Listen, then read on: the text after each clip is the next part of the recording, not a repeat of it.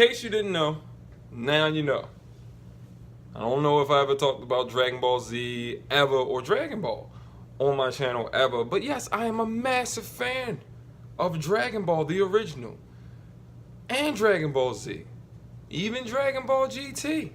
Now, when Dragon Ball Super started, I thought it was an interesting idea. There is a time gap in between Dragon Ball GT and Dragon Ball Z, especially if they're going to keep GT canon. But when I started to see what was happening in Super, because I didn't really watch it when it first came out, I was checking it out here and there. I'm like, okay, look, they're making new friends, a lot of new friends. Where are these people at doing GT? Are you going to explain that? What's going on? Is the timeline going to change? I mean, they did, time travel before. They can change the timeline. I'm hearing rumors now that there's probably going to be, multiverses, different universes and realities or something like that. That's cool. I'm always up for that. I'm a comic book fan. I'm used to that stuff. But GT I haven't been keeping up with. I really haven't. I've checked it out here and there, so I know what's going on. I know characters. I know what's going on with different forms and things like that. This movie was funny. It was fun, and it's exactly what you expect, except for some animation. Some animation is really different, and I think they use a lot of computer-generated images mixed in with what looks like hand artwork, as if somebody really drew it. But yeah, because you want this to feel different. You're in a movie theater watching, an animation movie. If you make it feel different, it feels like a different experience. So I really enjoyed that. The animation in this was different. And I mean, geez, do we just love the characters that Akira created? I'm always gonna be a fan of Dragon Ball. I remember watching Dragon Ball, and then when Dragon Ball Z came out, I was just so hooked on it here in the United States. But as I got older, I started appreciating Dragon Ball even more. So I always go back and forth which one I like better. I love the original Dragon Ball series. Love GT.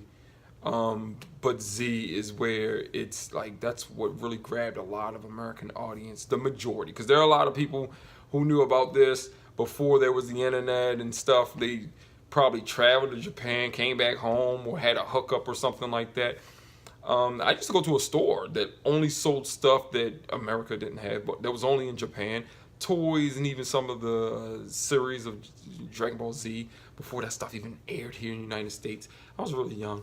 But yeah, I used to go there and buy stuff. Oh man, I missed that store. But this movie was cool. They changed a lot of stuff. A lot of stuff is different. Well, I'm gonna say some stuff because they kept a lot of stuff the same. Frieza's fantastic, fabulous, fantastic.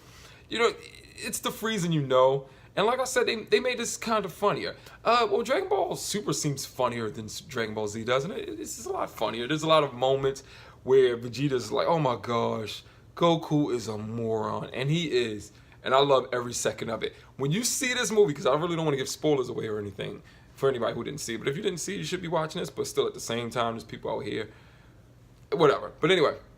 When you see it, there's a scene where Bulma's, talking about why she was trying to collect the Dragon Balls, because she had all the Dragon Balls, or most of them.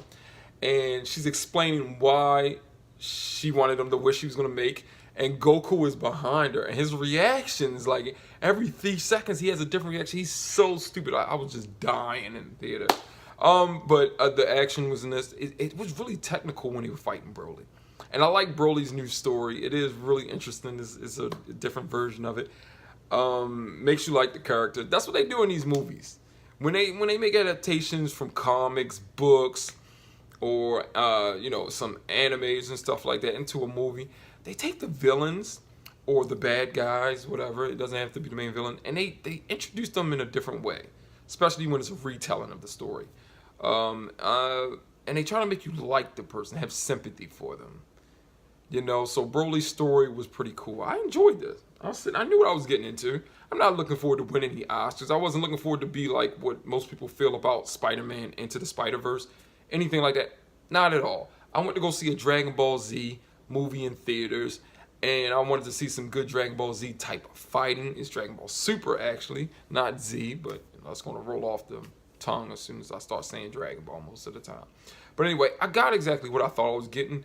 And a little bit more. So it's enjoyable. And I was in a theater packed. It was sold out. full of just Dragon Ball Z nuts and nerds. So they were going crazy when they're seeing certain moves. Oh man. And then we got to see Gogeta. That was pretty cool. I knew it was gonna happen. I knew it was gonna happen in this, and I guess that's kind of like a spoiler because I didn't want to give enough spoilers. But I saw a picture, so I was like, "Oh yeah," and it was pretty. I wish I seen more characters though. There's some Dragon Ball characters that I didn't get to see in this. Wish I got to see them, even for a little cameo. But I understand what they were doing because they introduced some new characters. You needed time for them. Focus the story on whatever really needs to be focused on. But it just sucks seeing a movie like this, a Dragon Ball movie in theaters, and not seeing certain characters who you grew up and you love, even when you just see little moments of them and stuff. But overall, I really enjoyed it. I really did. I wouldn't mind seeing more like this. I want to see what these box office numbers do, and I don't know what to expect, because if this even does decent, we probably get more of these in a theater. But if it doesn't, you know what I mean? But I enjoyed it tremendously. If you're a Dragon Ball Z fan, definitely go see this. Dragon Ball Z, Dragon Ball GT, whatever. If you're a fan of Dragon Ball, go see this. Definitely, please. Even if you're not liking Super, go see it. It was. I think you're gonna enjoy a lot of this. I really do. I really think you are. Even if you don't like it overall, or you don't think it's too great. But I owed it to myself to see this, and it's just making me want to stay consistently watching Dragon Ball Super instead of just popping in and out every once in a while. I really miss Goku and Krillin. I really do. It actually makes me want to watch Dragon Ball all over from the beginning. Love it. It's one of my favorite animes. It's fantastic, man. It really is. Anyway, that's it. That's my review. Still a little long. Why do these things turn out so long? I'll be rambling or something. But anyway, like the video if you like the video. And I will see you next time.